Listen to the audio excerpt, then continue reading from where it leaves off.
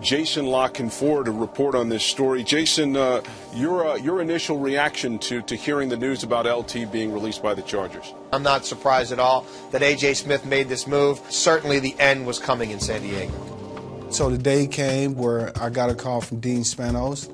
He asked me to come in and talk to him, as soon as I could, and I think I rushed right down to the complex because I knew what was about to happen. I can't put into words what it has meant to me to play in this city, to be a part of this community. Definitely sad to leave, but I'm excited as well for the future. My next phone call after that meeting was to my agent. He prepared me for kind of where I stood in the open market. I knew that I wasn't in my prime anymore, and so I would kind of be that second-tier guy. The Minnesota Vikings are doing all they can to land LaDainian Tomlinson, and they're already loaded backfield with Adrian Peterson. Minnesota really wanted to sign me. It was my first time being a free agent, and I was going to take full advantage of being a free agent. A stretch limo showed up at Winter Park 11 a.m. on Thursday. Dinner Wednesday night at Manny's Steakhouse downtown with Vikings officials. They're really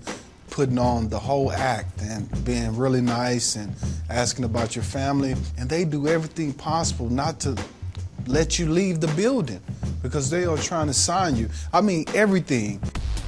The year before, they were coming off the NFC Championship game, and that was Brett Favre had a great year. Brett Favre is not supposed to do that at 40 years old. But Brett didn't know if he was coming back. Brett Favre has started to text certain teammates and team officials from the Vikings to say he was going to retire. The Vikings are trying to talk Favre out of it. And so I remember before I made my decision, talking to Brett Favre, trying to get it out of him. Like, Brett, you think you're coming back or not? Because I would love to play with you, but you need to let me know if you're coming back. And I remember him saying, LT, I don't know. I'm just not sure if I want to play anymore. LT scheduled to visit with the Jets on Friday, and he said that LT might exercise that option.